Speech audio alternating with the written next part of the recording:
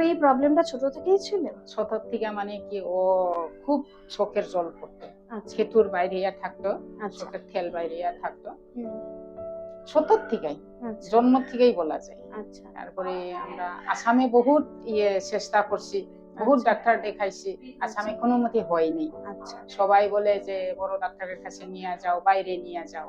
আচ্ছা তো বয়সেরও কথা আছে, এত আচ্ছা। ছোট থাকতে তো অপারেশন করা যায় না। যখন আমরা বয়স অনুযায়ী পার করতে করতে, বছর পার করতে করতে 6 বছর টাইমে ওকে আলিপুর মেঘনাথ ভৌমিকের কাছে নিয়ে আসে। আচ্ছা মেঘনাথ ভূমিতে প্রথম আমাদেরকে শ্যামল সাহার এড্রেসটা দেয়। আচ্ছা। আসলাম, আসার পরে শ্যামল সাহা স্যারে আমার সুপ্রীতি স্যারকে রেফার করা হয়েছে। আচ্ছা আগে এই আমার ভাইস্তাকে দেখতে খুব দুইটা চোখে একেবারে থেরা ছিল, হুম, এত থেরা মানে যেই দিকে থাকায় এই দিকেই মানে বোঝা দেখতে যাচ্ছে। খুব অসুবিধা দেখা যায়। হুম, তারপরে এখন তো অপারেশন করার পরে বহুত কমফোর্টেবল, হ্যাঁ সাকসেসফুল, মানে হ্যাঁ এত ভালো হয়েছে দেখাতেও, মানে এখন কোনো প্রবলেমই নেই ওর দেখতে।